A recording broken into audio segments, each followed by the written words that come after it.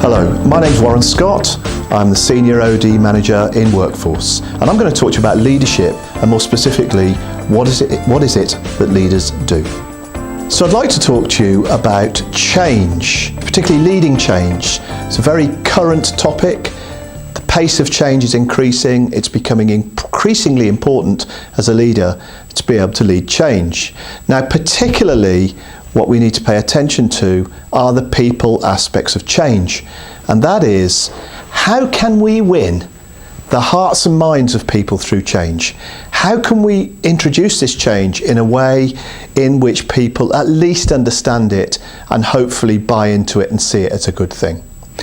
There are many tools and thoughts on doing this. I'd like to introduce you to one called the change equation, put together by someone called Kurt Lewin, who asked this question: if I am to buy into your change, or at least give it a chance, what are the constituent elements that I need to know?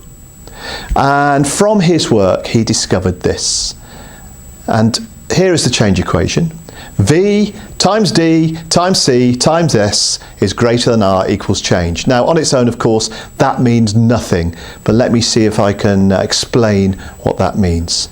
He has found, if I am to buy into your change, I need V, a vision of the future. I need to understand, where is this change aiming to take us? What is the end point we are heading towards? I need to understand D. Now, this is an important one. What is the dissatisfaction with the current situation, or what is the pressure for change?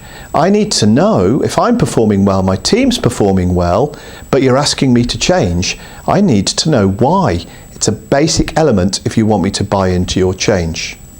So I've got my vision of the future. I've got my D, dissatisfaction with the current situation, or pressure for change at least. Third thing I need to understand is the capacity for change. So you're asking me to do something different in this change. What I need to know is, how will I get the support to do that change? Now, support can take many forms. How will I get training to do it? How will I get time to do it? But either way, I need to know that I'm getting the support to do the new things you're asking me. Fourth thing he talks about is, I've got my vision then, I've got my dissatisfaction, I understand why we need to change, I know how I'm getting supported. Fourth thing I need to know about is S, the first few steps that are going to be taken. Now, what he recognises is that on the receiving end of change, I don't need to know your 400-line project plan. What I do need to know is, what are the key steps that will happen to me? So, for example, there'll be a formal announcement on, you will receive a letter on, there will be consultation on this date, and it will happen on. So what are the key steps or milestones I need to know?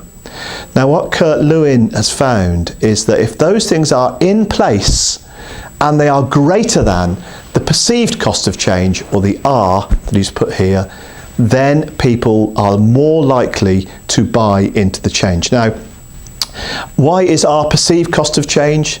Because often what people perceive as the cost of change is not the reality. What we should pay attention to is what they perceive the cost to them is. Now, you will notice here that it is V times D times C times S. Therefore, if any of those are naught, the answer is naught. And let me tell you a little story about a friend of mine. His name's George. He lives in a little village in Wiltshire. And let me describe where he lives, because he was telling me this story, how he would love to live in a really rural house with fields and maybe some woodland and no neighbours, and he's seen some houses around Wiltshire that he'd really love to live in. And he said to me, but I've wanted to do this for 20 to 25 years and never done anything about it. So I said, well, tell me about where you live now. He said, well, it's you know, the house is okay actually. You know, it's a village. The village has a pub and a school, and his wife had worked at the school. His children had been through the school. At the end of the road, there was a bus stop, so that when the children went to senior school, they could catch the bus to school. He had a neighbour, a lovely lady called Margaret, who throughout the children growing up was willing to babysit free at any time, so he had a free babysitter. The place where he lived was close enough to a railway station and a motorway to drive. And so this is how he described where he lived to me. And he said, yeah, it's perfectly adequate, but not our dream home. And so he said, I can't understand why I've had this vision for my house, but we've never moved. And so we looked at this, and what we realised, of course, is the D was missing. Whilst this wasn't his dream house, it was perfectly adequate, therefore there was no pressure for change. So the thing about the change equation is all of them must be in place. Now, as a leader then, you need to be able to describe to the people who are going through this change, what's the vision of the future? That's the V. What's the reason for change? That's the D. How they will get supported? That's the C. And what the first few steps to take? That'll be the S. Now, you might recognise some situations where this hasn't happened. So what happens then here when you've got your dissatisfaction? People understand why we have to change. People understand the C, why they're getting supported. People even understand the S, the first few steps. What they don't understand is, well, where is this change heading us? What you tend to get then is a fast start, normally enthusiastic start that fizzles out in time because people don't know when they've got there. What happens then when you've got your vision of the future? People understand where it's going. They know how they're getting supported. They even know the steps to take. What they don't know, they haven't got, is why are we changing? They haven't got the D in there. Now, here's what you often get in this situation. People will often say yes, but not get around to doing it because it's bottom of the priority list. They say they'll do it, but often there's no urgency to it because the D isn't in place. Okay, what happens then? We have our vision.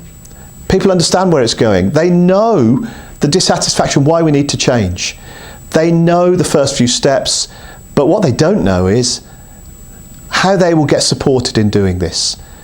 Now, in this situation, people might feel, well, I haven't got the skills to do this, or I haven't got the time to do it. And this results in people feeling very anxious and frustration, a lot of frustration. And you tend to get a lot of resistance here, often based on the fact that people think they're going to fail. And finally then, what happens when people have their vision of the future? They understand why we're changing, the D. They understand how they'll get supported on the capacity for change, but there's no plan around the change. There's no first few steps. People tend to make haphazard efforts and false starts and try things out and often have to restart again because there wasn't a proper plan to the change. So, if you want to lead change properly, how do you get people on board? There are some key things here. Firstly, describe the end point to them in words they understand. Secondly, D, be able to describe why we're changing, why we need to change. Thirdly, show them how they're going to get supported through this change, either through development, training, or just time. Fourthly, you don't need to share the whole plan with them, but what are the key milestones of the plan that they need to know?